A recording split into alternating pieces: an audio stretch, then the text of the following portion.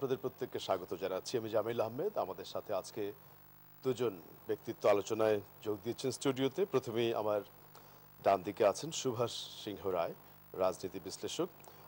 সুভাষ দা, আপনাকে স্বাগত জানাচ্ছি আজকে অনুষ্ঠানে। এবং একই সাথে আরও একজন অতিথি আমাদের সাথে যোগ দিয়েছেন, শেখ রবিউল আলম, বিএনপির কার্যনির্বাহী কমিটির সদস্য। আপনাকেও স্বাগত জানাচ্ছি আজকে অনুষ্ঠানে। আমরা মূলত এই অনুষ্ঠানে সমসাময়িক প্রসঙ্গগুলো নিয়ে কথা বলি। আমি প্রথমে সুভাষ দা আপনার কাছেই যেতে চাই। বিশেষ করে বাংলাদেশের প্রেক্ষাপটে এখন স্থানীয় সরকারের একটি ধাপ উপজেলা নির্বাচন অনুষ্ঠিত হচ্ছে, কয়েকটি ধাপে হয়েছে এবং এখনো চলমান সেটি।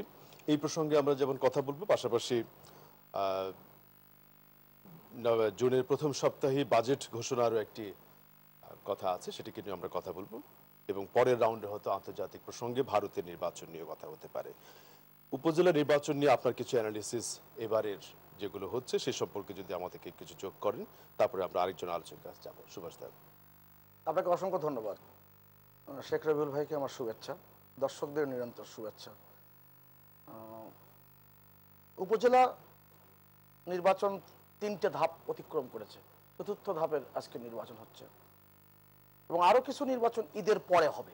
কারণ যে নির্বাচনগুলো আমাদের এই প্রাকৃতিক বিপর্যয়ের কারণে হতে পারেনি, সেই নির্বাচনগুলোই ঈদের পরে হবার কথা রয়েছে। এবং এই নির্বাচনের সবচেয়ে বড় যে ব্যাপারটি, যে আমাদের স্থানীয় সরকার ব্যবস্থাপনায় অনেকগুলো বিষয় এখানে যুক্ত আছে, কিন্তু আমরা লক্ষ্য করে থাকি যে ভোটারদের মধ্যে যে আগ্রহের জায়গাটি, সেই জায়গাটি কিন্তু কম। এখন কেন কম, কী কারণে কম, আগে কি এরকম কম ছিল কিনা, আর প্রতিদ্বন্দ্বী প্রার্থীর মধ্যে যদি আগ্রহ না থাকে কিংবা প্রতিদ্বন্দ্বিতা যদি মানুষ ভোটাররা দেখতে না পায়, তাহলে আগ্রহের জায়গাটি কমে যায় কিনা, এগুলো নিয়ে সাধারণ মানুষের মধ্যে একটা আলোচনা আছে। আবার খেয়াল করে দেখবেন যে স্থানীয় সরকার নির্বাচনের ব্যাপারে ভোট দেওয়ার ক্ষেত্রে মানুষের আগ্রহটা একটু কম অপেক্ষাকৃতভাবে। কেননা যারা জাতীয় নির্বাচনের ভোট দেন তারা ঢাকায়, রাজশাহীতে, চট্টগ্রামে, বিভিন্ন বড় শহরে যারা চাকরি করেন, তারা ছুটি নিয়ে, আগ্রহ নিয়ে তারা কিন্তু ভোট দিতে যান। কিন্তু এই স্থানীয় সরকার নির্বাচনে কিন্তু গত কয়েক বছরে এই আগ্রহের কমতি দেখা দিয়েছে। এখন স্থানীয় সরকার কাঠামোতে অনেকগুলো বিষয় গত 15 বছরে সংযোজন হয়েছে। আপনি আইন পরিবর্তন হয়েছে, ইতিবাচক অর্থে যদি আপনি দেখেন, সেখানে অনেকগুলো বিষয় আমাদের সামনে উঠে এসছে। কিন্তু এই যে স্থানীয় সরকার ব্যবস্থাপনা, আমাদের সংবিধানে বলা হয়েছে স্থানীয় শাসন। স্থানীয় শাসন, জানি না 1972 সালের সংবিধানে কেন এটা স্থানীয় শাসন যুক্ত করা হয়েছিল। কিন্তু সবচেয়ে আমার যে কষ্টের ব্যাপারটি, আমি সবসময় এটা বলে এসেছি, আমি ক্রমাগতভাবে এটা লিখেছিও, যে লোকাল গভর্নমেন্টের নির্বাচনটি বাংলাদেশের রাষ্ট্রপতি শাসিত পদ্ধতির মতো। বাংলাদেশ চলছে সংসদীয় পদ্ধতিতে, আর স্থানীয় সরকার চলছে রাষ্ট্রপতি শাসিত পদ্ধতিতে। আগে সংসদীয় পদ্ধতিতে যে ব্যাপারটা আমরা দেখি, সংসদীয় পদ্ধতিতে আগে সংসদ সদস্য নির্বাচিত হন, তারা সরকার গঠন করেন, সংখ্যাগরিষ্ঠরা সংসদ নেতা নির্বাচন করেন।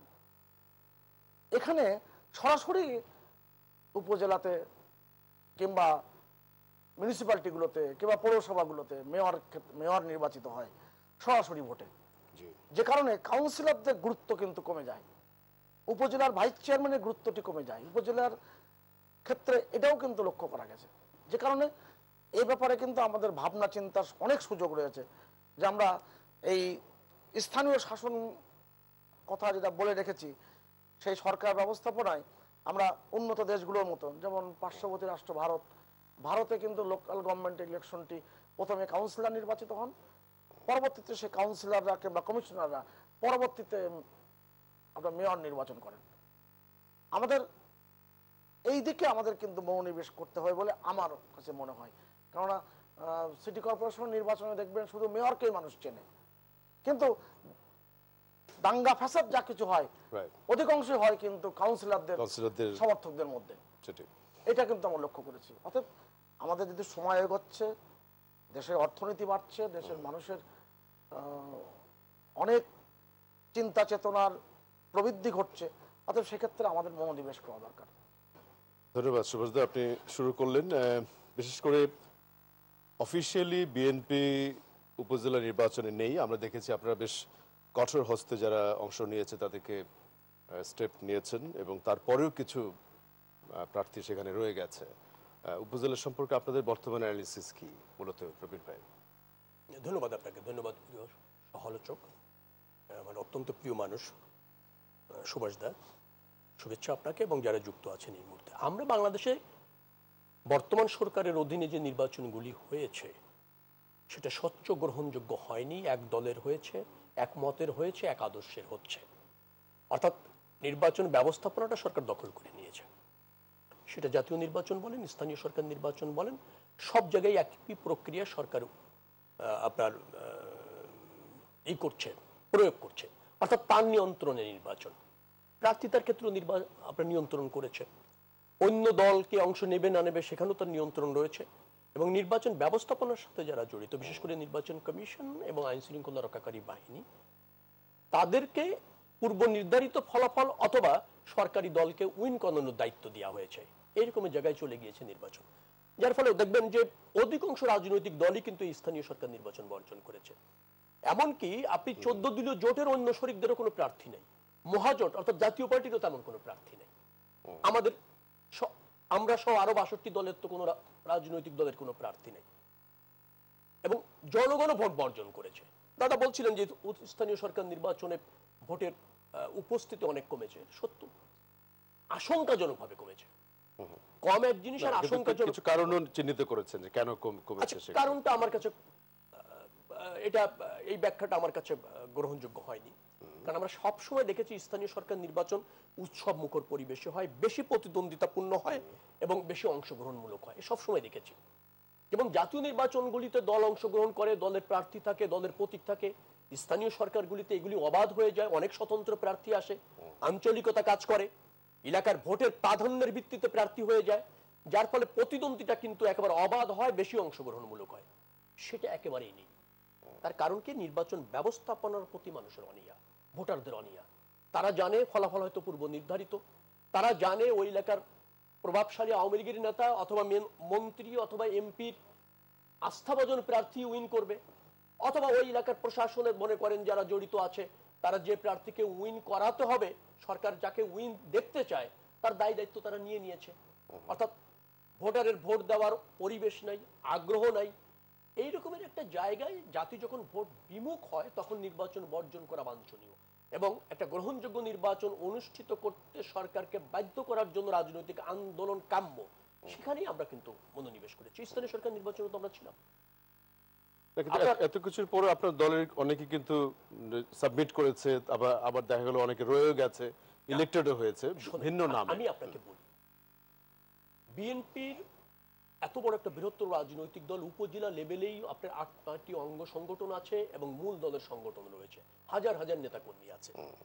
বিএনপি নির্বাচনমুখী গণতন্ত্রমনা দল বিধায় তো নির্বাচনেই অংশ নিতে চায়, কিন্তু আমরা জাতির বৃহত্তর স্বার্থে, ভোটাধিকারের সাথে, গণতন্ত্রের স্বার্থে আপনার একটা আন্দোলনে আছি। আমরা স্থানীয় সরকার নির্বাচন এবং জাতীয় নির্বাচনে থেকেছিলাম 18তে, উপনির্বাচনগুলিও তো থেকেছিলাম। আপনি জেনে অবাক হবেন, এর আগের স্থানীয় সরকার নির্বাচনের মেয়র, উপজেলা চেয়ারম্যান সব মিলিয়ে আমাদের যারা উইন করেছিল তার 74 জনকে বহিষ্কার করা হয়েছিল, দায়িত্বই পালন করতে দেওয়া হয়নি নির্বাচিত মেয়র এবং উপজেলা চেয়ারম্যানদের। সিলেটের মেয়রকে বহিষ্কার মানে কি? মন্ত্রণালয় থেকে যেটা আপনার, হ্যাঁ, সিলেটের মেয়রকে বহিষ্কার করা হলো, দায়িত্ব পালন করতে দেওয়া হলো না। বরিশালের মেয়রকে সেখানে তো আপনার জুডিশিয়াল ম্যাটার ছিল না, কোনো জুডিশিয়াল ম্যাটার ছিল না। কোন ভাবে তাকে বাদ দেওয়া হয়েছে? আপনার প্রশাসক নিয়োগ করে দিয়েছে সরকার, স্থানীয় সরকার মন্ত্রণালয়ের কাল্পনিক এক কাহিনী করে আপনি বাদ দিয়ে দিলেন। আপনি দেখেন সিলেটের মেয়র, রাজশাহীর মেয়র, খুলনার মেয়র, বরিশালের মেয়র সবাইকে বহিষ্কার করা হয়েছে।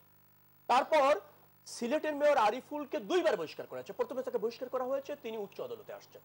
উচ্চ আদালত বলছে তিনি দায়িত্ব পালন করবেন, আদেশ নিয়ে তিনি দায়িত্ব পালন করার জন্য জয়েন করেছেন, 8 ঘন্টা পর আবার বহিষ্কার করা হয়েছে। তো অন্য দলের ভিন্ন মতের জনপ্রতিনিধি যে ফাংশন রাষ্ট্রে করুক, সেটাও তো সরকার দল আওয়ামী লীগ চায় না।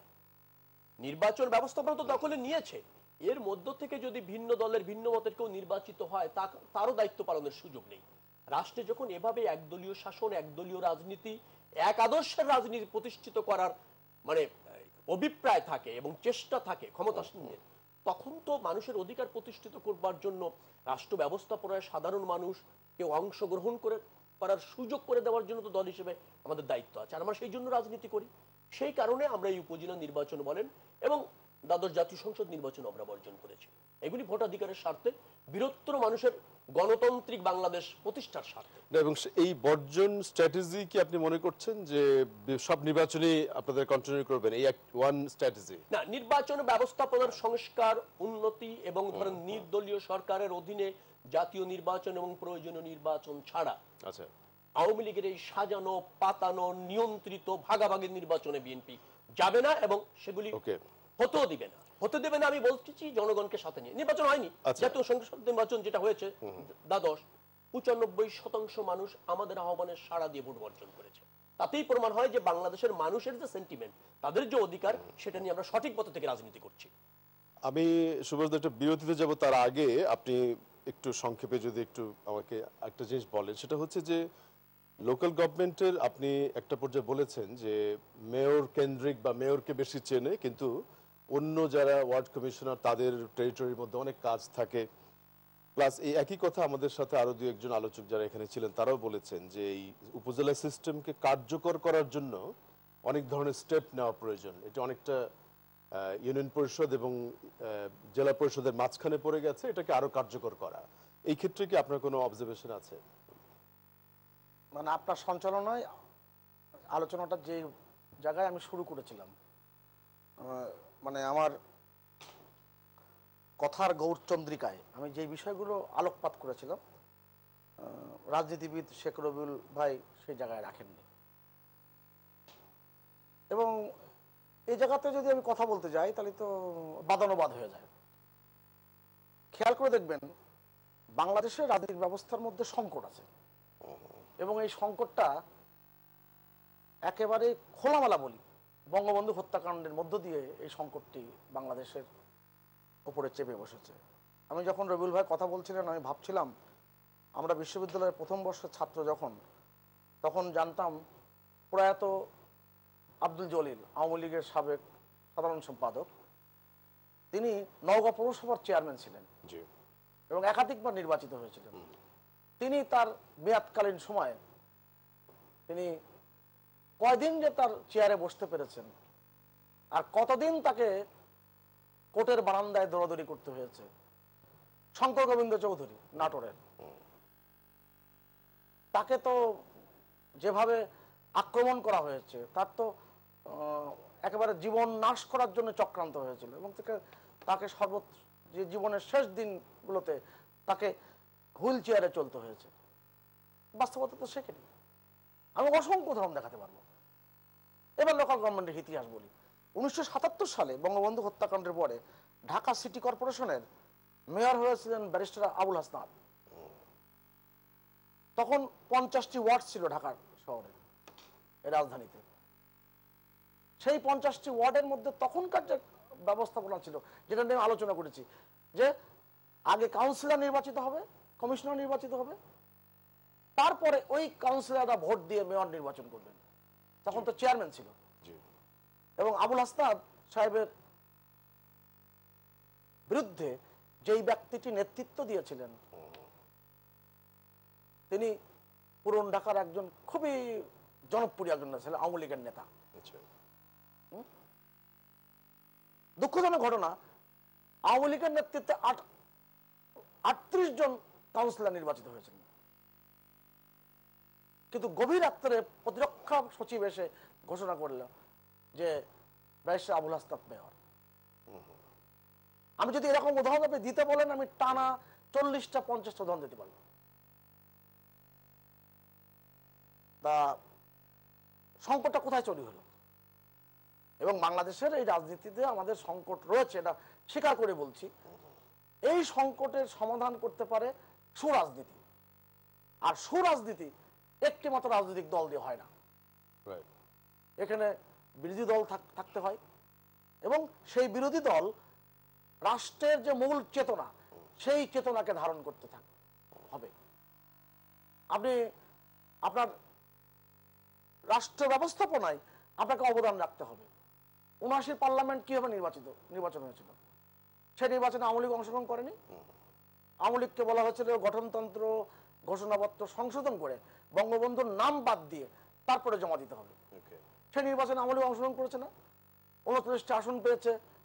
খণ্ডিত আওয়ামী লীগ, মিজান চৌধুরীর আওয়ামী লীগ ২টো আসন পেয়েছে। এই ৪১টি আসন নিয়ে আওয়ামী লীগ সংসদে লড়াই করেছে না? অতএব আপনি যদি রাষ্ট্র কাঠামোতে নিজেকে প্রাসঙ্গিকতা রাখতে চান, তাহলে আপনি বর্জন করে শুধুমাত্র কোনো অর্জন করতে পারবেন না। বিএনপির নিজের যে সংকট তৈরি করেছে, সেই সংকটের কারণে জাতীয় কিন্তু নানাভাবে কিন্তু বঞ্চিত হচ্ছে। এটা বিএনপির লোকজন যত দ্রুত বুঝবে, তত বেশি তাদেরও মঙ্গল, জাতিরও মঙ্গল। সংকটটা ওই জায়গায়, রাজনৈতিক বোধ জাগ্রত হয়নি, এবং বাংলাদেশ বোধ জাগ্রত থেকে পিছিয়ে আছে। এখানেই সংকটের জায়গা তৈরি হয়েছে। অর্থাৎ লোকাল গভর্নমেন্টে আপনি ৩৮% ভোট পড়েছে তৃতীয় ধাপে, দ্বিতীয় ধাপে, তৃতীয় ধাপে ৩৫% উপরে পড়েছে।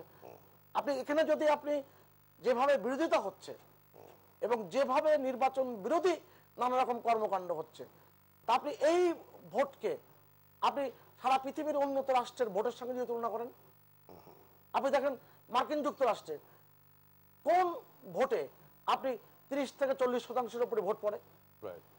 আপনি কি এখনকার বাস্তবতা আপনাকে স্বীকার করতে হবে? এই বাস্তবতাতেই জি সুভাষ দা, ধন্যবাদ। এই আমি একটু রবিউল আপনার একটা মতামত নেই। বর্জন এই অর্জন সম্ভব নয়, যেটি সামারি, মানে শুধু এই স্ট্র্যাটেজি দিয়ে সম্ভব নয়। সম্ভব, কিভাবে সম্ভব? এভাবেই সম্ভব হয়েছে। বর্জনে সম্ভব হয়েছে। মানুষ আপনার সাথে আছে, মানুষ ভোট বর্জন করেছে। হ্যাঁ, মানুষকে যদি আপনি কেন্দ্রে নিতে পারতেন স্বতঃস্ফূর্ত ভাবে, শুধু আমরা যদি বর্জন করতাম, সেটা হতো। ৬২টি রাজনৈতিক দল কিন্তু ভোট বর্জন করেছে, মনে রাখবেন। ৯৫% মানুষ ভোট বর্জন করছে। ৩০% দাদা যেটা বললেন, যেটা নির্বাচন কমিশন বলছে, দেখাচ্ছে, সেটা কি জনগণের দেওয়া ভোট, নাকি নির্বাচন কমিশনের দেখানো ভোট, না কি আওয়ামী লীগের বন্ধুদের দিয়ে দেওয়া ভোট? সেখানেও প্রশ্ন রয়েছে। দেখানো ভোটই জনগণের দেওয়া ভোট না। ২ ঘন্টা, ৩ ঘন্টা, ৪ ঘন্টা কেন্দ্রে একটি ভোটও পড়ে, সেই চিত্রও আছে। অন্য দলের এজেন্ট বের করে দিয়ে নিজেদের মতো করে আওয়ামী লীগের বন্ধুরা ভোট দিচ্ছে, সেই চিত্র এই নির্বাচনের মধ্যে আছে। অর্থাৎ আপনি কাস্টিং দেখালেন 30%, আমার কাছে মনে হয় না ৫% উপরে ভোট পড়ছে, এবং এটা জনগণও বিশ্বাস করে, জনগণই ভোট বর্জন করছে। দাদা খুব ভালো করে বলছিলেন রাজনৈতিক সংকট আছে। আমিও বলছি আছে। দায়কার সংকটটা সৃষ্টি করলো কে? রাজনৈতিক দ্বিমত থাকবে, প্রতিযোগিতা থাকবে, প্রতিদ্বন্দ্বিতা থাকবে। তার মানে কি জনগণকে আপনি ভোটাধিকার থেকে বঞ্চিত করবেন? আপনি জনগণের উপর রিভেঞ্জ নেবেন? আপনি জনমত উপেক্ষা করে ক্ষমতায় থাকবেন? আপনি একসময়কার একটা প্রাচীনতম আওয়ামী লীগের রাজনৈতিক দলকে স্বৈরতান্ত্রিক শক্তি তৈরি করে আপনার রাষ্ট্রের ওই সুবিধাভোগী গোষ্ঠীকে লালন করে ক্ষমতায় থাকবেন? রাষ্ট্রে যদি সংকট থেকে থাকে রাজনৈতিক, সে দায় হলো আওয়ামী লীগ। আমাদের নির্বাচন ব্যবস্থাপনা কিভাবে হবে, আমরা কিন্তু একটা সেটেল ইস্যু ছিল। 13দশ সংশোধন তো আমরা করেছিলাম, জাতীয় নির্বাচনগুলি কিভাবে হবে। 91, 96, 2001, আপনার 2008 ভালো নির্বাচন হচ্ছিল। পঞ্চদশ সংশোধনী আপনারা করে ক্ষমতায় এসে নিজেদের মতো নির্বাচন করতে গিয়ে সংকটটা তৈরি করেছেন। সাংবিধানিকভাবে সংকট তৈরি করেছেন, ভোট ব্যবস্থাপনায় সংকট তৈরি করেছেন, কারণ ক্ষমতার মোহ আপনাদের গ্রাস করেছে। আওয়ামী লীগ রাজনৈতিক দল হিসেবে তার আদর্শের জায়গায় বিচ্যুতি ঘটেছে, এটাই আজকে সংকট। এবং এই দায় আপনার। বলছেন রাষ্ট্রীয় চেতনা থাকতে হবে। রাষ্ট্রীয় চেতনা কি? আপনার রাষ্ট্রীয় দর্শন আমি অনুসরণ করব, সেই জন্য কি বহুদলীয় গণতন্ত্র, সেই জন্য কি স্বাধীন হয়েছে নাকি? আওয়ামী লীগের রাষ্ট্র দর্শন আছে, আমারও রাষ্ট্র দর্শন আছে। জনগণ ডিসাইড করবে কোন রাষ্ট্র দর্শনটি তারা গ্রহণ করবে এবং কোন রাষ্ট্র দর্শনটাকে তারা রায়ের ভিত্তিতে ক্ষমতায় দিবে। সে প্রতিরুদ্ধ করে আপনি জাতীয় চেতনা খুঁজতেছেন, রাষ্ট্রীয় চেতনা। আপনার রাষ্ট্রীয় চেতনা আর আমার রাষ্ট্রীয় চেতনা তো এক নয়। আমার দর্শন জনগণের কাছে উপস্থাপন করেছে, জনগণ গ্রহণ করবে। আপনার দর্শন রাজনৈতিক দর্শন ছিল, আপনি সেটা উপস্থাপন করবেন, জনগণ গ্রহণ করবে। রাষ্ট্রীয় চেতনা তো আপনি নির্ধারণ করবেন। আমি একটু ব্রেকে যাব, জাস্ট একটু সাপ্লিমেন্টারি নিয়ে ব্রেকে যাব। জি দাদা, খুব সংক্ষেপে। সংকটটা তো ওই বহুদলীয় গণতন্ত্রের শব্দের অর্থ কি? অনেকগুলো দল থাকবে। তা বহুদলীয় গণতন্ত্র বিএনপি বাংলাদেশে কাদের নিয়ে প্রতিষ্ঠিত করেছিলেন? যুদ্ধাপরাধী দলগুলোকে নিয়ে, যেই দলগুলো বাংলাদেশ স্বাধীনতার মধ্য দিয়ে যেই দলগুলো বাংলাদেশে তার প্রাসঙ্গিকতা হারিয়েছে, যেই দলগুলো বাংলাদেশের মানুষের কাছে অপাঙ্ক্ত হয়ে গেছে, যেই দলগুলো বাংলাদেশের মানুষের কাছে নিষিদ্ধ হয়েছে, সেই দলগুলোকে আপনি নির্বাচনে অংশগ্রহণ করিয়ে এটি বহুদলীয় গণতন্ত্রের লেবাস দিয়েছেন। ওই প্রলেপ দিয়ে বাংলাদেশের মানুষের কাছে গণতন্ত্র প্রতিষ্ঠিত করা যায়নি। বিএনপির রাজনৈতিক দর্শন অদ্ভুত ব্যাপার। বিএনপির রাজনৈতিক দর্শনটা কি? বিএনপির রাজনৈতিক দর্শনটা কোথায়? আমি তো খুঁজে পাই না। কেননা আপনি খেয়াল করে দেখবেন যে এই যে বিএনপি এতবার সরকার গঠন করেছে কিংবা রাষ্ট্র ক্ষমতা দখল করেছে, সেই দখল থেকে তাদের দর্শন আপনি যদি হিসাব করে দেখেন, ৭৮ সালে জিয়াউর রহমান যে রাষ্ট্রপতি নির্বাচন করেছেন সেটা কি আইনের বলে করেছেন? তিনি সরকারি চাকরিতে থাকা অবস্থায় পদত্যাগ না করে নির্বাচন করেছেন। ৭৮ সালে হানা ভোট কি রাষ্ট্রীয় দর্শন? এই দর্শন যদি বিএনপির দর্শন হয়ে থাকে, এই দর্শন বাংলাদেশে অবশ্যই একটা বিরতি নিয়ে বাকি আলাপটা কন্টিনিউ করতে চাই। এবং দর্শক যারা আমাদের সাথে, জামিল আহমেদ, আমাদের সাথে দুজন আলোচক স্টুডিওতে আছেন, সুভাষ সিংহ রায় এবং শেখ রবিউল আলম। আমরা যেই আলোচনায় ছিলাম, বিশেষ করে বাংলাদেশের উপজেলা সিস্টেম, উপজেলা রাজনীতি, নির্বাচন সামগ্রিকভাবে কথা হয়েছে। নিশ্চয়ই এর আলোচনার রেশ তো থাকবেই। পাশাপাশি আমরা সবচেয়ে আলোচিত বিষয়ের মধ্যে আমরা দেখতে পাচ্ছি ভারতের নির্বাচন নিয়ে যতটুকু তথ্যপত্র আছে, এবং সুভাষদা আপনি নিশ্চয়ই সেগুলো আপডেটেড। এবং নতুন প্রধানমন্ত্রীর শপথ শনিবারে রাষ্ট্রপতির কাছে এখন পর্যন্ত পদত্যাগপত্র জমা দিয়েছেন বর্তমান প্রধানমন্ত্রী নরেন্দ্র মোদী। এবং এই বিষয়ে আমরা আপনাকে সবসময় অন্য গণমাধ্যমে বলতে বা লিখতেও দেখি। আপনি যদি এই পর্যন্ত আপনার তথ্যপত্র নিয়ে একটু অ্যানালিসিস আমাদের সামনে শেয়ার করেন ভারতের বর্তমান নির্বাচন নিয়ে। লড়াই কিন্তু শেষ না, লড়াই কিন্তু শুরু। আমি ভারতের লোকসভা নির্বাচন নিয়ে বলছি। এবং ২০০৯ সালে পরে জাতীয় কংগ্রেস এই প্রথম ১০০-র কাছাকাছি চলে গেল। এবং যে সরকারটি এবার গঠিত হচ্ছে সেই সরকারটি মিলে-ঝিলে সরকার। আর রাজনীতি তো একেবারে ফেলনা বিষয় না, কখন কি ঘটে যায় বলা খুব মুশকিল। আপনি ৪০০ আসন পাবে এই স্লোগান দিয়ে কিন্তু বিজেপি মাঠে তার কর্মীদেরকে জড়ো করতে পেরেছিল এবং একটা শক্তিশালী রাজনৈতিক কাঠামো তার সে তৈরি করতে পেরেছিল। কেননা সে গত দুইবার দুটো ৫ বছর অতিক্রম করেছে বিজেপি সরকার। বিজেপির আসন সংখ্যা কমে গেছে, কিন্তু নরেন্দ্র মোদীর একটা গুণ হচ্ছে অঙ্ক মিলাতে তার জুরি নেই।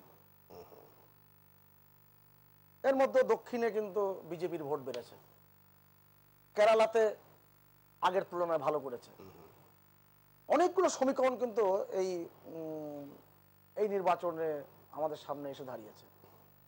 আগে বলা হতো ভারতের উত্তরপ্রদেশ যার, ভারতের ক্ষমতা তার, কিন্তু সেই উত্তরপ্রদেশে এবার বিজেপি ফল খারাপ করেছে।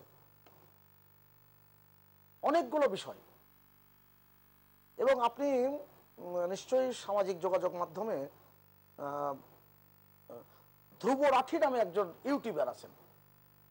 তিনি জার্মানিতে থাকেন, ভারতের হরিয়ানার ছেলে, এবং তার ৪৭৬ মিলিয়ন ভিউ তার ফলোয়ার রয়েছে। এবং সে গত কদিন আগে সে ইউটিউবে একটা তথ্যচিত্র উপস্থাপন করেছে, সেটা হচ্ছে মোদি দা রিয়েল স্টোরি। এবং সেখানে ২৪ ঘন্টার মধ্যে ২৭ মিলিয়ন মানুষ এটা দেখেছেন। অর্থাৎ ভারতের নির্বাচন ব্যবস্থাপনা নিয়ে সারা পৃথিবীতে কিন্তু আলোচনা হচ্ছে। কারণটা হচ্ছে এত বড় একটি দেশ এবং গণতান্ত্রিক কাঠামোতে সবচেয়ে শক্তিশালী অবস্থান এই কারণেই যে ১ মাসের অধিক সময় ব্যাপী কিন্তু এই নিম্ন কক্ষের নির্বাচনটি হয়, বিধানসভাও তাই হয়। এবং এবার তো ৭ দফা নির্বাচন হয়েছে, এবং সেই নির্বাচনের আপনার ভোটের বাক্স আগে ব্যালট পেপারে ভর্তি থাকতো, এখন ইভিএম এ থাকে। কোনো রাজনৈতিক দল কখনোই প্রশ্ন করেনি, কোনো বিরোধী শক্তিও প্রশ্ন করেনি যে এই ভোটটা ঠিক মতো সংরক্ষিত হচ্ছে কিনা। এটাই কিন্তু ভারতের গণতন্ত্রের একটা বড় দিক। এবার কোনো কোনো জায়গায় ভারতের বিশেষ করে পশ্চিমবঙ্গের দু একটি সিটে এরকম প্রশ্ন অনেকে তুলবার চেষ্টা করেছেন, কিন্তু প্রকৃত অর্থে ভারতের জনগণ বিশ্বাস করে না যে এখানে ৯-৬ করার সুযোগ আছে। আপনি এই নির্বাচনে এমন একটি জায়গা দাঁড়িয়েছে, গত ২ মাস আগে আমি একটি সামাজিক যোগাযোগ মাধ্যমে একজন জ্যোতিষীর একটি বাণী শুনছিলাম। কারণ আপনি দেখবেন কলকাতায় যদি যান কিংবা দিল্লিতে যান, তাদের দৈনিক পত্রিকাগুলোতে রোববারে আপনি দেখবেন ২ পাতা ৩ পাতা জুড়ে কিন্তু জ্যোতিষীদের নানান রকম ভবিষ্যৎবাণী থাকে। একজন জ্যোতিষী বলেছেন যে 2024 সালে নরেন্দ্র মোদী আবার প্রধানমন্ত্রী হচ্ছেন, কিন্তু 2028 সালে যোগী আদিত্যনাথ প্রধানমন্ত্রী হবে। আমার কাছে হঠাৎ করে খটকা লাগলো, 24-এ নির্বাচন যদি হয় এটা তো 29-এ হওয়ার কথা, 27-28 সালে আবার যোগী আদিত্যনাথ উত্তরপ্রদেশের মুখ্যমন্ত্রী, সে প্রধানমন্ত্রী হয় কি করে? আমি এখনকার যে বাস্তব অবস্থা, এই যে টান টান যে অবস্থা রয়েছে, কারণ নীতিশ কুমার এই জেডিইউর এবং চন্দ্রবাবু নাইডু টিডিপির, তারা কিন্তু এনডিএর সাথে আছে। আবার কিন্তু আজকে যে ইন্ডিয়া জোট কংগ্রেসের নেতৃত্বে, এখানে কিন্তু প্রথম দিকে কিন্তু তারা ছিল। এই যে বলছেন না আপনি, আপনার টেলিভিশনে স্কলে বিভিন্ন জায়গায় কিন্তু এখন যে আপডেট দেওয়া হচ্ছে, সেখানে বলা হচ্ছে যে নরেন্দ্র মোদী এখন প্রধানমন্ত্রী থেকে পদত্যাগ করবেন, পদত্যাগ করার পরে আবার শপথ নেবেন। শপথ কখন নেবেন তার মাঝখানের ধাপ আছে। বিজেপির যে সংসদ সদস্য নির্বাচিত হয়েছেন, সেই সংসদ সদস্যের যে সংসদীয় বোর্ড, সেই বোর্ডে তাকে সংসদ নির্বাচিত হতে হবে। অনেক বিশ্লেষক বলছে যে আরএসএস এর সাথে বিজেপির যে সম্পর্কের জায়গাটি, সেই সম্পর্কের জায়গাটি হয়তো তার চির ধরেছে। এটার জন্য আপনার কয়েক ঘন্টা অপেক্ষা করতে হবে। যদি নরেন্দ্র মোদী সংসদ নেতা নির্বাচিত হন, আমি তাহলে উনি পরবর্তী ধাপের জন্য এগিয়ে যেতে পারবেন। আর আমার কাছে মনে হয় না, অনেকে মনে করেন যে কংগ্রেসের তারা সরকার গঠন করবার জন্য মরিয়া হয়ে যাবেন। কারণ গত মাত্র 1 বছরে রাহুল গান্ধীর নেতৃত্বে যেই শক্ত অবস্থান তৈরি করেছে ভারত ব্যাপী, এবং ইন্ডিয়া জোট গঠন নিয়ে তার অনেকগুলো ধাপ অতিক্রম করতে হয়েছে, অনেক লড়াই করতে হয়েছে। সেই লড়াই পার করতে সে অবস্থান তৈরি করেছে। এই জায়গাতে হঠাৎ করে এই মিলে ঝিলে সরকার কিংবা সেই অটল বিহারী বাজপেয়ীর মতন 15 দিনের সরকার, দেবেগৌড়া সরকারের মতন অল্প দিনের সরকার, আইকি গুজরালের মতন অল্প দিনের সরকার, সেই সরকারের দিকে রাজীব গান্ধী কিংবা কংগ্রেস যাবে বলে আমার মনে হয় না। অতএব সময়ের জন্য অপেক্ষা করতে হবে। সেটি। এই অবস্থায় আমরা একটু অন্য মতামত কিছু শুনি। বিশেষ করে রবিউল ভাই একটি বক্তব্য আমি খুব আগ্রহ নিয়ে আমি পিক করলাম সুভাষদার কাছ থেকে। সেটি হচ্ছে ভারতের নির্বাচন ব্যবস্থার উপরে যে ট্রাস্ট, ইভিএম নিয়ে তারা বিতর্ক তোলে না, নির্বাচন টোটাল ব্যবস্থার উপরে একটা পলিটিক্যাল পার্টিগুলোর একটা আত্মবিশ্বাস তৈরি হয়েছে, একদম সম্পূর্ণ বাংলাদেশের বিপরীতমুখী। কিন্তু বাংলাদেশে এটি নিয়েই কথা হয় সবচেয়ে বেশি। একটু আগে আপনি বললেন এটি নিয়ে, আপনার কিছু অ্যানালিসিস ভারতের নির্বাচন সহ। আমি ভারতের নির্বাচন নিয়ে বেশি সময় থাকবো না, দাদা অনেকগুলো প্রসঙ্গের বিষয় নিয়ে আসছেন, যার জন্য ওটা বলতেই হবে। ভালো নির্বাচন হয়েছে, জনমতের প্রতিফলন হয়েছে, প্রতিদ্বন্দ্বিতাপূর্ণ নির্বাচন, ক্রেডিবল নির্বাচন, জনগণ পছন্দের প্রার্থীকে ভোট দিয়েছে, পছন্দের দলকেও বেছে নিয়েছে, চমৎকার ব্যবস্থাপনা, এটাই গণতন্ত্র। এবং ইভিএম নিয়ে এত বিতর্ক নেই, কিন্তু মানুষ মেনে নিয়েছে সেটা যে ইভিএম সমস্যা না। আধুনিক নির্বাচন, আধুনিক সরকারের ক্ষমতায় থাকতে যে কোনো মূল্যে চায় কিনা। নরেন্দ্র মোদী যে কোনো মূল্যে ক্ষমতায় থাকতে চায়নি, রাজনীতি করতে চেয়েছেন, কৌশল নিয়েছেন, কোনো কৌশল কিছুটা সাম্প্রদায়িক হয়েছে, সেটাও মেনে নেওয়া যাবে রাজনীতিতে। কিন্তু ইভিএম নিজের মতো করে, নির্বাচন কমিশন নিজের মতো করে, আমার সরকারি দল মানে উইন নিশ্চিত চাই, সেটা তো আর ভারতে নাই। এখন ধরেন যে নির্বাচনটা হলো জনরায়ের ভিত্তিতে হচ্ছে, নরেন্দ্র মোদীর আবার ক্ষমতা পাচ্ছেন, এবার হয়তো তাকে শরিকদের দ্বারস্থ হতে হচ্ছে, বিশেষ করে তাকে দুইটা জায়গায় দ্বারস্থ হতেই হচ্ছে। বিহারের তার নীতিশ কুমারের কাছে তাকে যেতেই হচ্ছে, তার সমর্থন লাগছে। আবার ধরেন অন্ধ্রপ্রদেশে তাকে নাইডু যে আছে, চন্দ্রবাবু নাইডুর সমর্থন লাগছে। এতে আবার সুবিধাও আছে, সেটা হচ্ছে তার জবাবদিহিতাও বাড়ছে, কর্তৃত্ব কমছে, একটা চেক অ্যান্ড ব্যালেন্স হবে, মানে জনমতের সরকার হবে, সেটা খুব গর্বের, ভালো। সেই ধরনের ব্যবস্থাপনা তো আমরাও চাই নির্বাচন। নাইডু আর নীতিশ কুমার যদি পররাষ্ট্রমন্ত্রী এবং স্বরাষ্ট্র মন্ত্রণালয় দুটো চেয়ে বসে, তাহলে কি ধরনের ক্ষমতা কিন্তু এককেন্দ্রীকরণ হচ্ছে না দাদা, বিকেন্দ্রীকরণ হচ্ছে, এবং এটা ভারসাম্য হচ্ছে। এটাতে রাষ্ট্র পরিচালনা করা কখনো কখনো জটিল হয়, এটা ঠিক, কিন্তু এটাও তো ঠিক যে একনাতন্ত্র প্রতিষ্ঠিত হয় না, জবাবদিহিতা থাকে, বিভিন্ন মতকে অ্যাকোমোডেট করার সুযোগ তৈরি হয়। ওটাই তো রাজনীতির সৌন্দর্য, আমি এভাবে দেখি।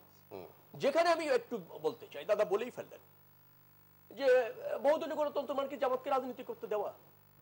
আচ্ছা, বহুদলীয় গণতন্ত্র প্রয়োজন ছিল না, বহুদলীয় গণতন্ত্র ছিল বাংলাদেশে। 1975 সালের 25 জানুয়ারি যারা স্বাধীনতার পক্ষে ছিল তাদেরও তো রাজনৈতিকভাবে নিষিদ্ধ করে দিয়েছেন ভাই। কোন রাজনৈতিক দলই তো রাখেননি, মানতে চান নাই, বাকশাল কায়েম করেছিলেন। তো সেটা যদি না হতো তাহলে তো পঞ্চম সংশোধনীর প্রয়োজন হতো না। সব দেশের মানুষের রাজনৈতিক অধিকার ফিরিয়ে দেওয়ার জন্য, সব মতের রাজনৈতিক আদর্শ উন্মুক্ত করবার জন্য বহুদলীয় গণতন্ত্র প্রতিষ্ঠিত করতে হয়েছে। চতুর্থ সংশোধনীতে সব দল নিষিদ্ধ না করলে কিন্তু বহুদলীয় গণতন্ত্রের প্রয়োজন হতো না। আপনারা নিষিদ্ধ করেছিলেন বিধায় এটা প্রয়োজন হয়েছে, এবং সেই সূত্র ধরে আওয়ামী লীগের রাজনীতির পুনর্জন্ম হয়েছে। কারণ আওয়ামী লীগ তো বাকশাল হয়ে গিয়েছিল, এটা তো আর অস্বীকার করছেন না। আর কোন রাজনৈতিক দল ছিল না, গণতন্ত্রের জন্য বহুদলীয় রাজনীতি প্রয়োজন ছিল। আপনি আর একটা কথা বললেন, জাতীয়তাবাদ, বিএনপির আদর্শ বসেন না। আমি জানি না আওয়ামী লীগের আদর্শ আপনি বলতে পারবেন কিনা, আমার কাছ থেকে বিএনপির আদর্শ শোনেন। বাংলাদেশি জাতীয়তাবাদে বিএনপি বিশ্বাস করে। এটা যদি মূল মন্ত্র বলেন, অপরকে বাঁচানোর জন্য নিজে বাঁচা। মূল ভিত্তি যদি বলেন, ঐক্য এবং সংহতি। আর এটা যদি বলেন আদর্শটা কি, জাতীয় স্বার্থ সর্ববৃহৎ, সবার আগে, ব্যক্তি স্বার্থ সবার পরে। আরেকটা কথা আমি আপনাকে বলতে চাই, বাংলাদেশি জাতীয়তাবাদ যেটা বিএনপির মূল ভিত্তি, সেটা হচ্ছে বাংলাদেশের ভূখণ্ডের মধ্যে বসবাসকারী সকল বাংলাদেশের আত্মিক সম্পর্ক, সংস্কৃতি এবং সমৃদ্ধির উপর ভিত্তি করে যে দর্শন, সেটাই হলো জাতীয়তাবাদী দর্শন, সেটাই বিএনপির মূলনীতি। আমি জানি না এই মুহূর্তে আওয়ামী লীগ যে রাজনীতি করছে তার কোনো দর্শন আছে কিনা, নীতি আছে কিনা, আমার কাছে বোধগম্য নয়। ভোটাধিকার হরণ করে, অন্য দলকে নিধন করে, দমন পীড়ন করে ক্ষমতায় শুধুমাত্র স্বৈরতান্ত্রিক ব্যবস্থা সম্ভব, কোন গণতান্ত্রিক রাজনৈতিক এই দর্শনের মধ্যে সম্ভব না, যেটা আওয়ামী লীগ ধারণ করেছে। না, আপনি ক্লারিফাই করলেন, কিন্তু এটা রেলেভেন্ট কিভাবে? মানে আপনি বলছেন আগের আলোচনার সাথে মানুষের স্বার্থে আন্দোলন করছি, সংগ্রাম করছি, 13 বছর ধরে জুলুম অত্যাচারের শিকার হচ্ছি, নিগৃহীত হচ্ছি, সব ধরনের গুম হচ্ছে, আনঅথরাইজড কিলিং এর শিকার হচ্ছি, সাজা হচ্ছে, জেলে যাচ্ছি। বাট ভোটাধিকার, গণতন্ত্র, বৃহত্তর মানুষের স্বার্থ, স্বাধীনতা, সার্বভৌমত্ব অক্ষুণ্ণ রাখবার জন্য জাতীয়তাবাদী দলের নেতাকর্মীরা কাজ করছে, এই দল কাজ করছে। এটাই জাতীয়তাবাদী দর্শন। এই দর্শন ক্ষমতালোভী দর্শন না, যেটা আওয়ামী লীগ বর্তমান ধারণ করেছে। এই জন্য বলছি, দাদাই বলবেন যে আওয়ামী লীগের দর্শনটা কি। নির্বাচন নিয়ে আপনি একটু বলছিলেন, আসলে না বললে হানা ভোট বললেন। হানা ভোটের দাদা প্রয়োজন হতো না যদি সংসদ থেকে আপনাদের তখনকার সাথী জামাত, তখনকার সাথী বলছি 96-তে, আর তখনকার আর এখনকার সাথী জাতীয় পার্টি নিয়ে যদি সবাই পদত্যাগ না করতেন, তাহলে ওই সংসদেই তত্ত্বাবধায়ক সরকার প্রতিষ্ঠিত করা যেত। আপনারা সংসদ থেকে পদত্যাগ করার ফলে নির্বাচন করে, আপনার ওই 15 ফেব্রুয়ারি নির্বাচনটা করেই কিন্তু আপনাকে 2/3 মেজরিটি ভিত্তিতে তত্ত্বাবধায়ক সরকার করতে হয়েছে। সো 15 ফেব্রুয়ারি নির্বাচনটা তখন অবতারিত হয়ে গেছে। হানা ভোট আপনি বলছেন, আপনি আমাকে একটু কথা বলবেন দাদা, মুস্তাক কোন ভোটে রাষ্ট্রপতি হয়েছিল? বিচারপতির ভোট লেগেছিল সায়েমের রাষ্ট্রপতি হতে মুস্তাকের পরে। জিয়াউর রহমান উদ্বুদ্ধ পরিস্থিতি যখন ক্ষমতায় আসলেন, তিনি মনে করেছিলেন, গণতন্ত্র মনা ছিলেন, মানুষের ভোটের প্রতি, রায়ের প্রতি তার শ্রদ্ধা ছিল, মানুষের মতামতের প্রতি তার শ্রদ্ধা ছিল। তিনি একদিনও রাষ্ট্রপতি থাকতে চান নাই। অল্পকালীন সময় একটা হানা ভোট দিয়ে তিনি সম্মতি নিয়েছিলেন রাষ্ট্রপতি থাকবেন কি থাকবেন না। মনে রাখা দরকার, হানা ভোটটা সংবিধান সম্মত ছিল। এই 15 সংশোধনীতে তত্ত্বাবধায়ক সরকার বাতিল করে দিয়ে ওটা আপনারা বাতিল করে দিয়েছেন। অর্থাৎ হানা ভোট রাষ্ট্রের প্রয়োজনে, গণতন্ত্রের প্রয়োজনে ছিল। আমি শেষ করতে চাই, আপনি অনেক সময় বলেছেন, আবার বলুন। ঠিক আছে, আপনার পয়েন্টগুলো আসছে তো।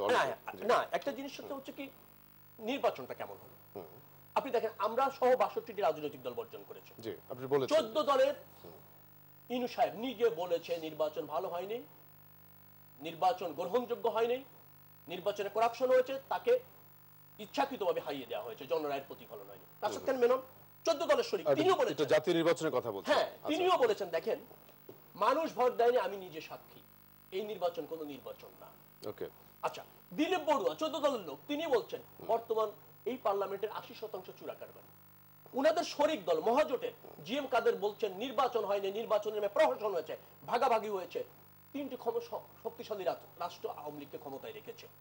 জোটের যদি এই মতামত হয়, আপনি জান তাদেরকে ক্ষমতা দেখতে চেয়েছে চীন, ভারত এবং রাশিয়া, তারাও কিন্তু বলেনি যে বাংলাদেশে ভালো নির্বাচন। আচ্ছা, আমরা একটু জাতিসংঘ বলেছে ভালো নির্বাচন হয় নাই, ইউরোপীয় ইউনিয়ন বলেছে, আমেরিকা বলেছে, সারা পৃথিবীর গণতন্ত্র মানে সব মানুষ বলেছে বাংলাদেশে যে নির্বাচন হয়েছে তা জনগণের সাথে প্রতারণা। ধন্যবাদ।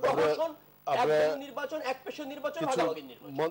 মঞ্চ কিছু অন্য মন্তব্যগুলো নিয়ে নিই, তারপরে আমরা একটু আমি একটু আমার মনে হয় সুভাষ দা, একটা বিরতির পরই ফিরে এসে আপনাকে শুনতে হবে। একটা বিরতির সময় হয়েছে, দর্শক আপনারও আশা করছি অনুষ্ঠানে আমাদের সাথে। শেষ বিরতির পরে আবারও স্বাগত জানাচ্ছি জামিল আহমেদ। আমাদের সাথে দুজন আলোচক স্টুডিওতে আছেন, সুভাষ সিংহ রায় এবং শেখ রবিউল আলম। বিরতির আগে সুভাষ দা আপনি কিছু তথ্যপত্র রেসপন্ড করতে চেয়েছিলেন, যোগ করতে চেয়েছিলেন, সেই প্রসঙ্গেই ফিরে যাই। সুভাষ দা, বাকশাল নিয়ে যখন রাজনৈতিক নেতারা কথা বলে তখন আমার কাছে খুব আশ্চর্য লাগে। বাকশাল কোন রাজনৈতিক দল নয়, এর একটি প্ল্যাটফর্ম, বঙ্গবন্ধুর দ্বিতীয় বিপ্লবের কর্মসূচি। এবং এই প্ল্যাটফর্মে কারা কারা আসেনি, আপনি যদি এই তালিকা করতে বলেন অনেকে উত্তর দিতে পারবেন না। আমার বাকশালের উপর 4 খণ্ডের যে বই বেরোনোর কথা, তার প্রথম খণ্ডটি বেরিয়েছে। আমার ধারণা রবিউল ভাইকে আমি এই বইটা ভালো করে পড়তে দিব। বাকশালে কারা ছিলেন না, বাকশাল একটি দর্শন। বঙ্গবন্ধুর এই বাকশাল কর্মসূচি যদি বাস্তবায়ন হতো তাহলে আমাদের এই 2024 সাল পর্যন্ত অপেক্ষা করতে হতো না। তার আগেই আমরা মধ্যমায়ের দেশ অনেক আগে হয়ে যেতাম। কারণ বঙ্গবন্ধু মাত্র 1314 দিন রাষ্ট্রীয় ক্ষমতায় ছিলেন এবং তিনি আমাদের জন্য যা রেখে গেছেন সেটা নিয়ে যদি আমি কথা বলতে যাই অনেক সময় প্রয়োজন। এবং এই যে বহুদলীয় গণতন্ত্রের কথা বলা হয়, বহুদলীয় গণতন্ত্রের কথা বলতে গেলে আমার সেই লিকো ওয়ানের একটি সিঙ্গাপুরের জাতিরাষ্ট্রের পিতাকে বলা হয়। তাকে জিজ্ঞেস করা হয়েছিল যে আপনি একটা দরিদ্র রাষ্ট্রকে এত উন্নত রাষ্ট্র করলেন কি করে। তিনি বললেন যে যে সমস্ত সিঙ্গাপুরবাসীরা জাপানিদের হয়ে দালালি করেছে আমি তাদের নাগরিকত্ব দিই নাই, আমি তাদের ভোটাধিকার দিই নাই। এই একটি কারণেই সিঙ্গাপুর তরতর করে এগিয়ে গেছে। আপনি 1975 সালের 15ই আগস্ট পর থেকে 1981 সালের 17ই মে, অর্থাৎ আজকের প্রধানমন্ত্রী শেখ হাসিনা দেশে ফিরে আসা আগ পর্যন্ত বাংলাদেশটা কেমন বাংলাদেশ ছিল, কেমন বাংলাদেশ ছিল? এটা কি বাংলাদেশ ছিল না পাকিস্তান ছিল? পত্রপত্রিকা উল্টান। এবং আমি যখন কথা বলতে যাই তখন এই কথার মধ্যে অনেকগুলো বিষয় কিন্তু আমার জুড়ে দেওয়ার খুব ইচ্ছা জাগে, কিন্তু সময় তো আমাকে সে জায়গায় দেয় না। ঐক্য আর সংহতি, কার সাথে ঐক্য? যুদ্ধাপরাধীদের সাথে ঐক্য, কাদের সাথে সংহতি? যারা রাষ্ট্র ব্যবস্থা ধ্বংস করার জন্য চক্রান্ত করে তাদের সাথে সংহতি। অর্থাৎ এই যে রাষ্ট্রীয় দর্শন, এই দর্শন বাংলাদেশে চাপিয়ে দেওয়ার চেষ্টা করেছিল বাংলাদেশের সামরিক শাসকরা। তত্ত্বাবধায়ক সরকারের কথা বলেন, তত্ত্বাবধায়ক সরকার এই কনসেপ্টটি, এই লড়াইটি কে করেছে? 1990 সালের যে 19 নভেম্বর যে 3টা রূপরেখা হয়েছিল, সেই রূপরেখায় স্পষ্ট লেখা ছিল যে যারাই সরকার গঠন করবে না কেন তারাই তত্ত্বাবধায়ক সরকার ব্যবস্থাপনা চালু করবে এবং পরপর 2টি নির্বাচন তত্ত্বাবধায়ক সরকারের অধীনে হবে, 3টি নির্বাচন। এবং প্রকৃত অর্থে এই নির্বাচনগুলো কিন্তু অনুষ্ঠিত হয়েছে। অতএব এই কথাগুলো যখন বলা হয় না তখন আমার কাছে খুব আশ্চর্য লাগে যে আমরা কি আসলে রাজনীতির মূল ধারায় থাকি, মূল কথায় থাকি, না অন্যদিকে ধাবিত হওয়ার চেষ্টা করি। বাংলাদেশ তো বাংলাদেশে ছিল না, এই দেশটি জঙ্গি রাষ্ট্রের একটি ছায়া সব সময় পড়েছে। 2009 সালে যদি 6ই জানুয়ারি আজকের প্রধানমন্ত্রী শেখ হাসিনা যদি প্রধানমন্ত্রীর দায়িত্ব গ্রহণ না করতেন এবার জনগণ যদি তাকে এরকম বিপুল সমর্থন দিয়ে প্রধানমন্ত্রী নির্বাচিত না করতেন, তাই তো আমি তো মনে করি বিন লাদেন পাকিস্তানের অ্যাবোটাবাদ থেকে গ্রেপ্তার হতেন না, বাংলাদেশের আশুলিয়ার কোনো নির্মাণাধীন ভবন কিংবা গাজীপুরের কোনো ভবন থেকে গ্রেপ্তার হতো। বাংলাদেশ তো সে জায়গায় নিয়ে যাওয়া হয়েছিল। অতএব বাকশাল নিয়ে কথা বলতে গেলে আমার একটু ভাবা দরকার বাকশাল নিয়ে আমাদের ধারণা আছে কিনা। এই প্রেক্ষাপটে আমরা যেহেতু আলোচনা গণতন্ত্র তো মানে হঠাৎ করে গজিয়ে ওঠা কোনো বিষয় না। গণতন্ত্র হচ্ছে অনেক লড়াইয়ের ব্যাপার, অনেক পরীক্ষা নিরীক্ষার ব্যাপার। গণতন্ত্রকে প্রাতিষ্ঠানিক রূপ দিতে গেলে অবদান রাখতে হয়। আপনি বলেন যে বিএনপির রাজনীতির প্রেক্ষাপটে আপনি এই যে বিষয়গুলো তারা যে ক্রমাগতভাবে জন্মসূত্র করে এসেছে, তা কি কখনোই জনগণের সাথে তাদের ঐক্যতা এনেছে? শেষের দিকে একেবারে একটু যুদ্ধবন্ধের সাথে ঐক্য, বাংলাদেশ বিরুদ্ধে শক্তির সাথে ঐক্য, কাদের সাথে সংগতি, এই বিষয়গুলো তো মানুষ জানে। নিশ্চয়ই আমরা আলোচনার যেহেতু একেবারে শেষের দিকে, ধন্যবাদ সুভাষ দা। আমরা শেখ রবিউল আলম আপনার বক্তব্যকে আপনি র্যাপ আপ করতে পারেন, যেহেতু আমরা ক্লোজিং কিছু কথা দিয়ে শেষ করবো। যে ক্লোজিং এর পর্যায়ে তো আর নেই। যুদ্ধ অপরাধীদের সাথে সখ্যতা কাদের ছিল 96-তে? প্রধানমন্ত্রী নিজে বলেছেন, আমি আবেদ খানের সাথে একটা সাক্ষাৎকারে শুনেছি যে আপনি যে স্বাধীনতা বিরোধীদের সাথে আঘাত করলেন, জোট করলেন, যুগপথ আন্দোলন করছেন, একই প্ল্যাটফর্মে গেলেন। আমি নিজে আবেদ খানের কি জোট করেছে? আবেদ খানের কথা বলতে আবেদ খানের কথা শুনেন না, আবেদ খানের কথা বাদ দেবো, উচিত কথা বললে যেই বাদ দেন, বাদতেন না। প্রধানমন্ত্রী বলছেন যে এটা একটা কৌশল। যুদ্ধ অপরাধী জোটের কথা বলছেন, কোন জোটের কথা বলছেন? মানে কোন জোট? 96 যে জোট করলেন, ঐক্যবদ্ধ আন্দোলন করলেন, তত্ত্বাবধায়ক সরকারের রূপরেখা করলেন, সংসদ থেকে পদত্যাগ করলেন যাদের সাথে জোট করে, এক মঞ্চে বসে যাদেরকে কদমবুচি করলেন। না, জোট অন্য জিনিস, জোট অন্য জিনিস। তারা কারা? জোট হচ্ছে চারদিকে, তারা আওয়ামী লীগের সাথে থাকলে তখন যুদ্ধ অপরাধী না, আর অন্যের সাথে থাকলে তখন যুদ্ধ অপরাধী। এটা যারা বলে এবং ভাবে, তারাই হচ্ছে সংকট তৈরি করে। জোট বাকশাল নিয়ে বলে, বাকশাল কিসের প্ল্যাটফর্ম? আচ্ছা, বাংলাদেশের সব মানুষকে আপনার প্ল্যাটফর্মে যেতে হবে। কে আপনি? গণতন্ত্রের জন্য সংগ্রাম করেছি, পাকিস্তান থেকে আলাদা হয়েছি, ভিন্ন রাষ্ট্র দর্শন নিয়ে রাজনীতি করবে, এই জন্য আপনার প্ল্যাটফর্মে সব মানুষ যাবে কেন? আপনি কে? কারণ এমএজি ওসমানী গিয়েছিল,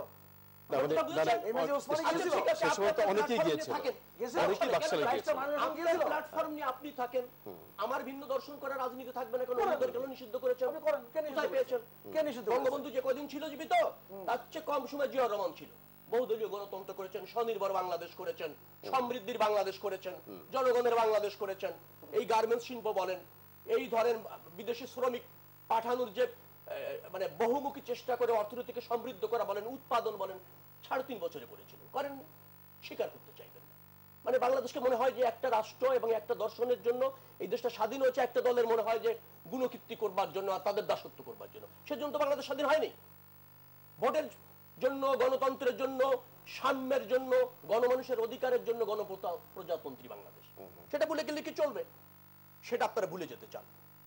আরেকটা কথা বললেন জঙ্গিবাদ, আমি সময় কম, সংক্ষেপে করতে হবে। জঙ্গিবাদ কাদের আমলে হলো? প্রথম বাংলাদেশে এই যে উদীচিতে 1999 সালের 9 জুন আপনারা ক্ষমতায়, রমজান বজমুল আপনারা ক্ষমতায়, নানিয়ার চরে জঙ্গি হামলা আপনারা ক্ষমতায়। এবার ক্ষমতায় আসার পর হোলি আর্টিজান, তাবেলা হত্যাকাণ্ড, বোলাকর হত্যা, বোলাগর প্রকাশক হত্যা, মসজিদের ইমাম হত্যা, মন্দিরের পুরোহিত হত্যা আপনাদের আমলে হয়েছে। আমাদের আমলে কিছু কারা করেছে সেটা তো আইডেন্টিফাইড, মানে ক্ষমতায় কারা এবং কারা করেছে অলরেডি তো বের হয়েছে। আমরা তাদের গ্রেফতার করেছি, ধরেছি, বিচারের আওতায় এনেছি, সর্বোচ্চ শাস্তি ফাঁসি দিয়েছি। শুরু তো ওনাদের আমলে হয়েছে, দায় নেবেন ওনারা। 99 তো ওনারা ক্ষমতায় না। আর এই যে পরবর্তীতে যে সিরিজ আকারে সারা দেশে হলো, ওনারা ক্ষমতায় না। তো জঙ্গিবাদের যদি উত্থান এবং তার বিস্তৃতির দায় আওয়ামী লীগ নেবে, তার সরকার এই আমলে তো আপনাদের তাদেরকে ধরা হয়েছে, বিচারও হয়েছে, বোত আমলই হয়েছে। কিন্তু আপনি কেন সেটা আরেক দলের উপর চাপাচ্ছেন? আমাদের আমলে যেটা হয়েছে, শাহেখ আব্দুর রহমান বাংলা ভাই গ্রেফতার করেছিলেন, ফাঁসি দিয়েছিলেন। এই জন্য বলছি ওনাদের যে দর্শন, ক্ষমতা থাকার দর্শন, দায় চাপানোর দর্শন, ওনার আওয়ামী লীগের সাথে আপনি একমত হবেন, আমরা একেবারে শেষের দিকে রাজনৈতিকভাবে প্রতিদ্বন্দ্বিতা করবেন, তখন হচ্ছে তারা দায় চাপাতে চায়, অন্য তকমা লাগাতে চায়। জামাতের সাথে করেননি, সখ্যতা তো করেছেন, করেন না নিষিদ্ধ জামাতকে, করেন না কেন? ক্ষমতা তো 15 বছর আছে, স্বাধীনতা বিরোধী শক্তি বলেন, তলে তলে আতঙ্ক করেন, এখন তো কর্মসূচি করতে দেন। এই আদর্শচ্যুত একটা দল হয়ে গেছে আওয়ামী লীগ। কাকে কর্মসূচি করতে দিচ্ছে এখন? কেন জামাত করছে না কর্মসূচি? করেছে, আমাদের কর্মসূচি যেদিন ছিল এবং আপনারা- 28 অক্টোবর জামাতের আচ্ছা, হ্যাঁ। স্বপ্নের চত্বরে কর্মসূচি হয়নি, নির্বাধা হয়নি, সবকিছুর মধ্যে কৌশল। জঙ্গি বলবেন তাদের, হেফাজত ইসলাম জঙ্গি। যখন কাওয়ামি জননী উপাধি নেবেন সবই ঠিক আছে। আর যেদিন আপনাদের বিরুদ্ধে আন্দোলন করবে সেদিন তেতুল হুজুর টপ। এটা কোন রাজনৈতিক দর্শন হতে পারে যেটা আওয়ামী লীগ অনুসরণ করেছে? আমি তো আজ পর্যন্ত আমরা আওয়ামী শেষ লীগের করব, কোনো এক দর্শনই মিনিট পেলাম এক না। মিনিট আমি দাদাকে দিচ্ছি যে- মাননীয় সঞ্চালক, যে এক মিনিট এই- বলছেন, এই যে- আমরা শেষ করবো দাদা, লাস্ট মিনিট। এতক্ষণ ধরে রবিউল ভাই যেগুলো বললেন এটা তো মানে মানে বিনষ্টের আত্মচিৎকারের কথা বললেন। আমার কাছে খুব অবাক লাগে, যুদ্ধ অপরাধী দলের সাথে যাদের সখ্যতা, যাদের নিয়ে জোট করেছেন, যাদেরকে মন্ত্রী বানিয়েছেন, সেই দল বলে গণতন্ত্রের কথা, সেই দল বলে বাংলাদেশের স্বাধীনতার কথা। আমার কাছে এগুলো অবাক লাগে। এবং কবে কোন জায়গায় আওয়ামী লীগ যুদ্ধ অপরাধীদের সাথে জামাত ইসলামের সাথে জোট করেছে ইতিহাসের কোন পাতায় লেখা আছে? আমরা কি আকাশ থেকে এসে পড়েছি?